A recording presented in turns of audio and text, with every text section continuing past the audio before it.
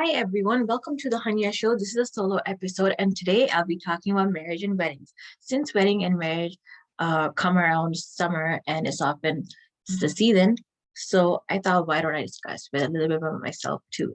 So, as you know, I'm 28, and yes, there's a lot of things that goes in there this age. So I'm going to talk about weddings.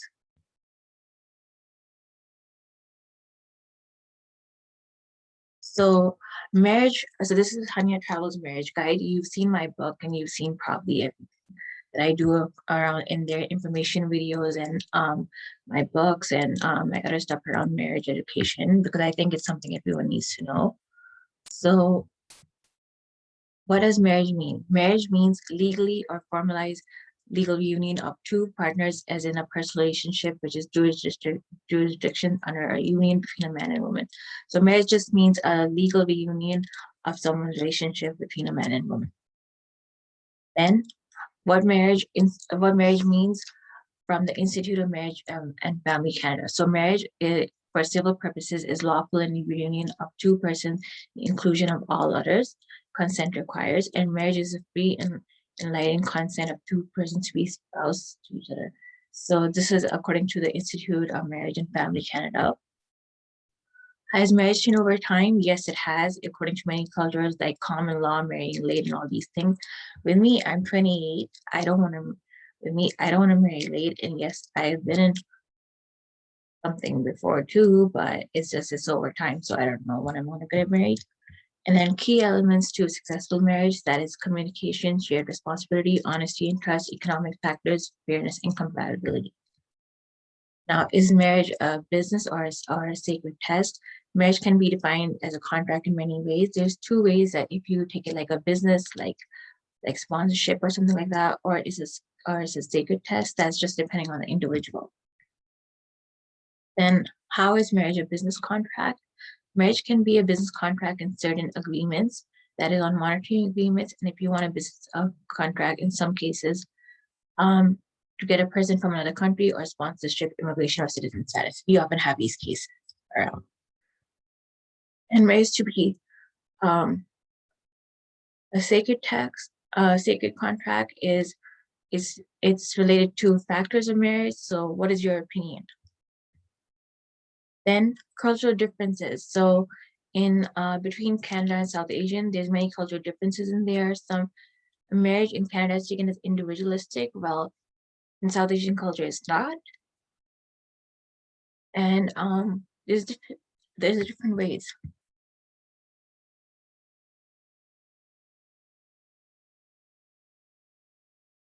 So there's debate on adjustment.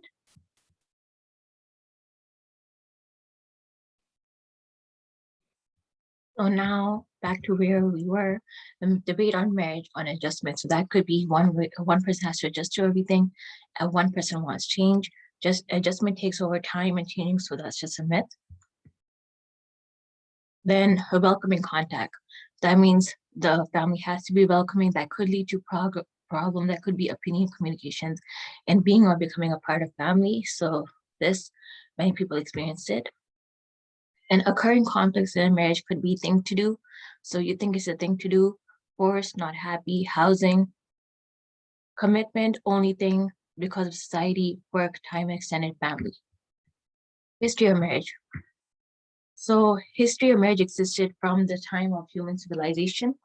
It began around 1250 to 1300 CE, the time of hunter and gatherers. That is something that I actually read about throughout in high school and college. So that's how it began.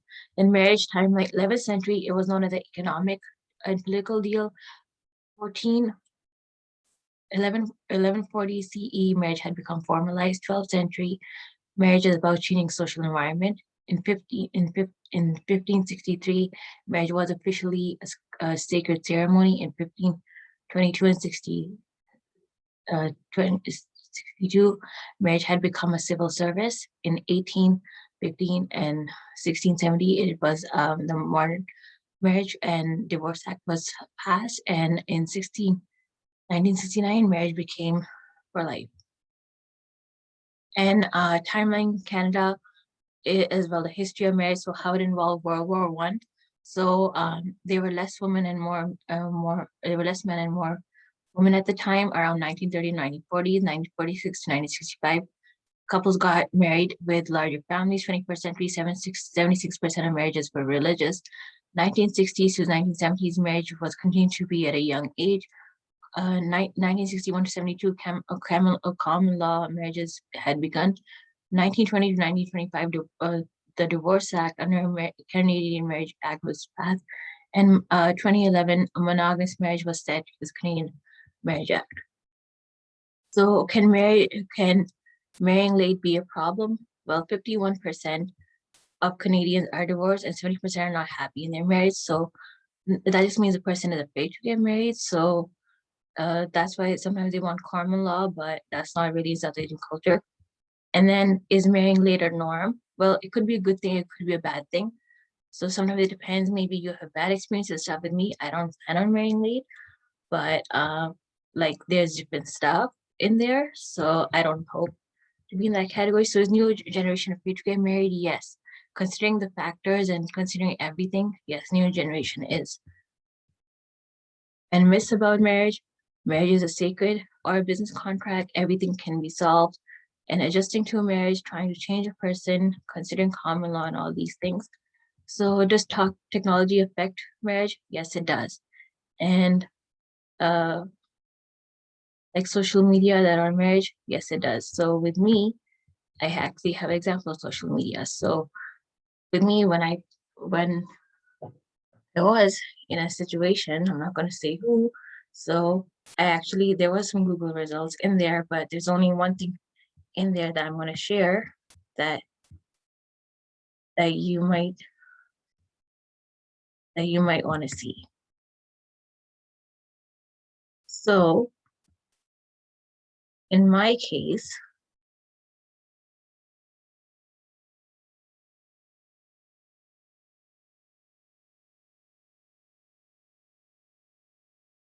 there were all these results. So I'm not going to say who, and there were all of this because I really wanted to. So that was that. And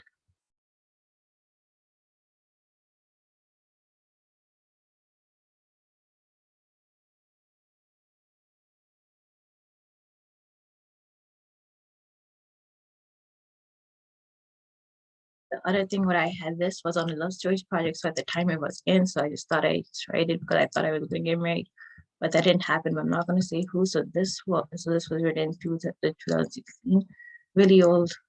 Not few years, not that old, but years ago. Because the time I graduated, I thought I was gonna get married, and I was like convincing everyone, but that didn't happen.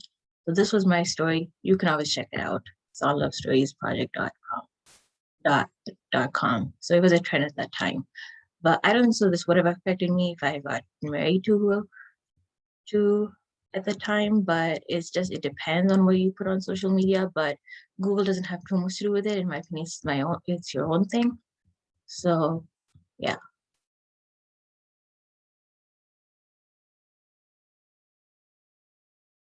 So now back to the slides. So does marriage affect technology? I went through it, 13 pillars of marriage. So there's 13 pillars in there. So that is understanding love, respect, responsibility. Disagreement does not mean disrespect. Understanding to go all the way, intimacy, fidelity, set goals for age, compromise, commitment, confident, comprehend. Understanding love could mean listen, respect, responsibility, quality of life. Respect could be the importance of your partner and limit to certain things. And disagreement does not mean disrespect. So it could be simple disagreements. It doesn't mean disrespect. Responsibility could be kids, mortgage, work, and household. Understanding is important. That means if you don't have understanding, you don't have a stable marriage. Quality of life means a house, an apartment, and it's up to you what you want. Intimacy is how much you spend your time with your husband or wife, and you can do like a regular schedule, or if you don't give time, it isn't good. Fidelity is what causes a problem in marriage. That could be also through social media. honesty that is important to marriage. If your partner is dishonest in there, and which can ruin relationship with your partner. Set goals for your life. So purchasing a car, different goals with your age, confident, and marriage is important. Confident in if you're not, then you can't get anywhere. Commitment, that's important too. You have to stay together, and if you can, that doesn't work. And compromise, that means on your time, work, and location, and spending time at home. Comprehend means making things work, like work, time, home, and getting kids to school. Conflictual issues in marriage, that could be all of them. That could be spending time with your partner, unable to communicate, making connections with your kids. Social media, every little details, talking to your partner, problem solving, unable to decide, upbringing of children, and then creating self-made financial problems, violating boundaries, talk based on your partner's interests, confusing roles, and then it goes into domestic violence. So that could be physical, social, emotional, psychological, and financial. And yes, it does. It affects children cognitively, emotionally, psychologically, and physically. And that is because kids have low self-esteem, increased levels of anxiety, refusal feelings, lack of social confidence, not able to concentrate, and fear. Long-term, that could be poor school performance, lack of ability, lack of social components, pro-violent behavior, and self-harming behavior. And yes, it affects kids that are boys and girls as they grow up, and then housed differently because boys start being violent at a young age, normalize violence, disrespect women, and think that's the way girls, because normalize violence growing up, that there's disrespect for women and think it's okay, although it's not. And then establishing a healthy relationship, that is, yes, it is important to establish healthy relationships in that, which means marriage means for everyone. So there's 4 types. There's family, friends, acquaintances, and romantic. So I also have a book on that. So there's 4 types in there. So family means immediate family, close relationship. Friends mean who you enjoy and grow with. Acquaintances mean you know. Romantic is husband and wife. And then your first relationship is yourself. So that means self-care, knowing yourself, physically and mentally fit. The elements of a healthy relationship is communication, mutual respect, boundaries, growth, support, and fairness. And then 6 factors: security, accurately, need, convenience, respect, and support. 3 types of relationships in a marriage, that is traditional relationship. So the I factor, that means it's not progressive. If it's the spiritual factor, it's still the I factor, not progressive. If it's the comprehend or soulmates, that means that you are being progressive. And then 4 reasons of divorce, that could mean poor communication skills, inaccurate behavior, control of partner, mutual respect. And how to maintain a healthy relationship is accept, not change, time, social media, discuss, learn to enjoy each other's choice, learn something new, and empathy. And then you could always contact Hunyah Travels, and you could always read my book. And one other thing I have to add in there,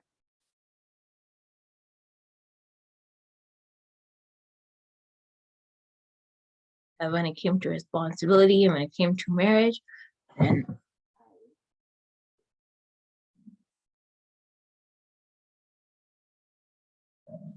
which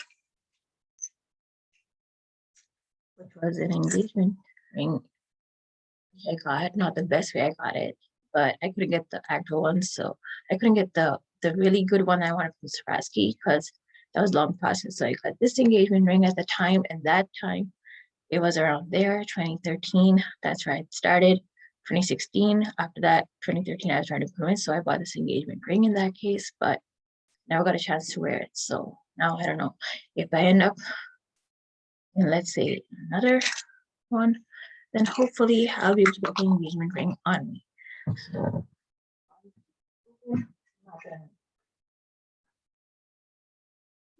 I'm not married, but I do know a lot about relationships and marriage.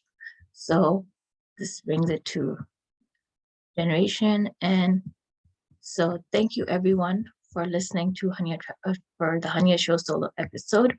So I hope you enjoy, and hopefully be sure to tune in to the Hunyah Show and Hunyah Travels. Watch and subscribe to Hunyah Travels and for the next episode.